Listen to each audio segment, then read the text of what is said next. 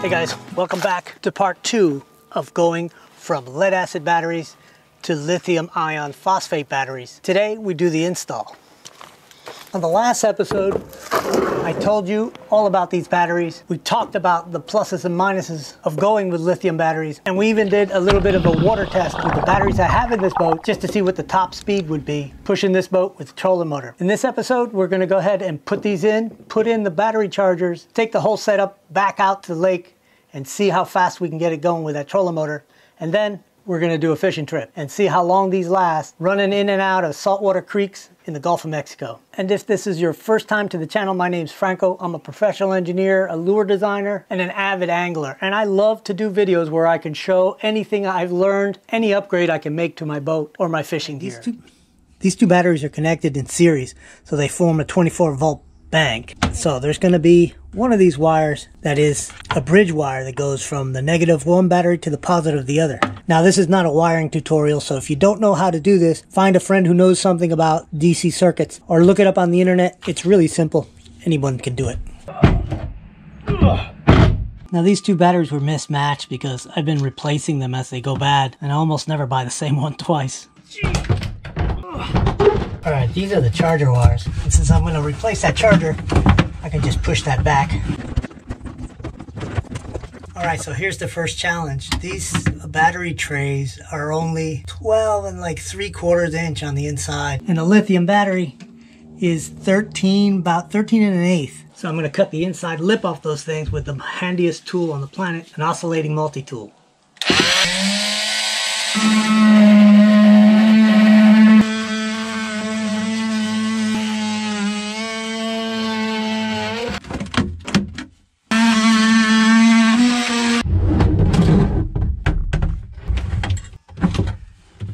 So when I first bought this boat, my biggest surprise was the size of this front storage compartment.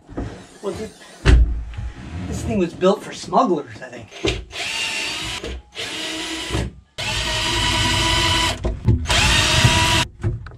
This is a good charger. I'm going to put this in the back of the boat and use it to charge my 2 house batteries. These are the 2 battery chargers, which combined have about the same footprint as this beast.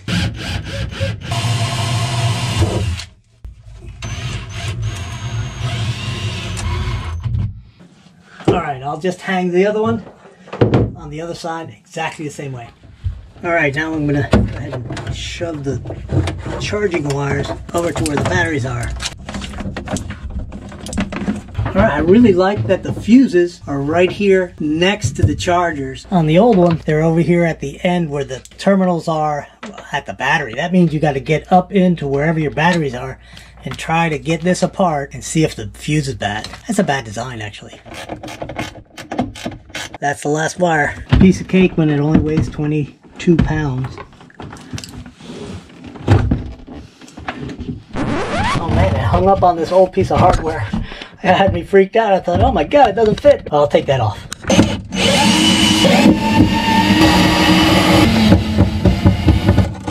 Alright.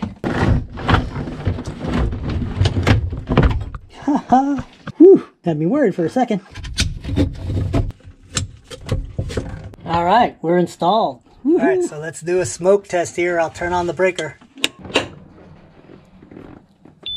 Alright, looks like the trolling motor is happy. Alright, let's do a dry test. Alright, there it is. Powered by lithium. Alright, let's plug in the onboard chargers. And we have LEDs flashing.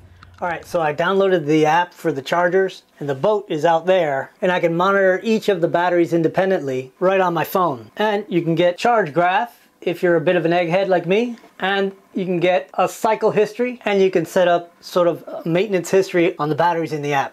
Pretty cool. Alright, we're back at the same canal we were when we tested the top speed with the other 2 batteries. If you haven't seen that, that was the last video on the LiTime batteries, and I'll put a link for it above me. You should check it out. Last time the wind was blowing down the canal, so we went up and down, but this time it's actually crossing the canal. So we're just going to go one shot and see how fast we can go. This is not a scientific test. I just want to see if there's any difference between the lead acid batteries that I had in there fully charged and these lithium batteries fully charged.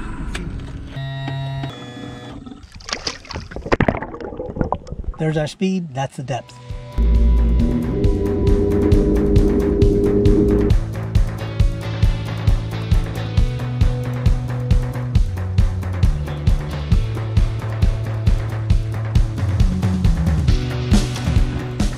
All right, well, it looks like we got a little less speed, a few tenths of a knot. I don't know if that's meaningful at all. We're not gonna mess around with these little tests. We're gonna go ahead and head out to the Gulf of Mexico and spend all day fishing and see how it holds up. Engineered Angler, we're out here in the Gulf of Mexico on one of the coldest March mornings ever. But my plan today is to really put those lithium batteries to the test. All right, so we're right here where that black dot is, and my plan is to go ahead and go along this coast all the way over here as it starts to go north and just follow this coastline for the entire day under power only with that trolling motor. And then we'll see at the very end how much power we actually have left in those batteries. Hopefully we'll catch some fish in the meantime too. It's about 3:30 in the afternoon. We're back where we started off, and I figure we got about 5 hours of running time on the motor and those batteries. All right, well, the tide went out and we had to come out here to the flats. I'm trying to pick up some trout, but all I've gotten was a ladyfish. So I'm going back to a topwater. Sun's getting low and I'm hoping we'll get a topwater hit. The last couple of hours of fishing. We're gonna fish till sundown though.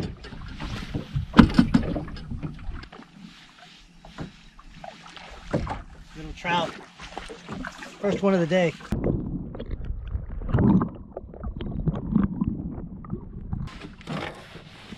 All right, turns out he's a keeper.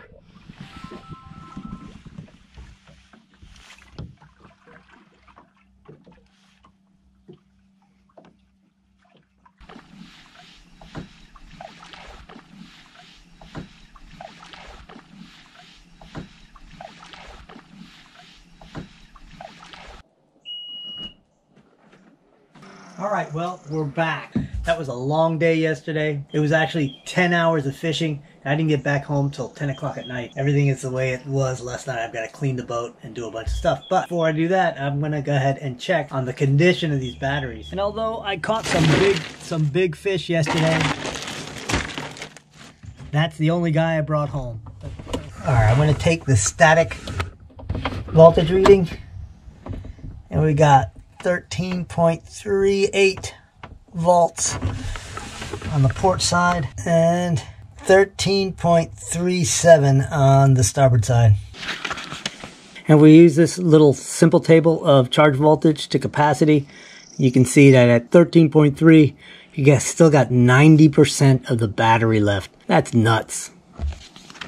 We ran for at least 10 hours yesterday. Now, most of that time was on a very low setting as I was easing along, but we did a couple of long sort of fast sprints, and we ended up fighting the wind and the current for an hour or two. So I'm super happy. There's no way I would have got that kind of time out of my old lead acid batteries. So I could probably go out and do another day just like yesterday with these batteries. All right, so there's really nothing left but to give these things a thumbs up. These aren't the fanciest, most sophisticated batteries on the market, but they also are priced at a point where the average guy who just wants a long-lasting battery can get into them without spending a fortune. All right, guys, thanks for watching. Sorry we didn't do the question of the week. Too much going on out there. All right, everybody. See you next time.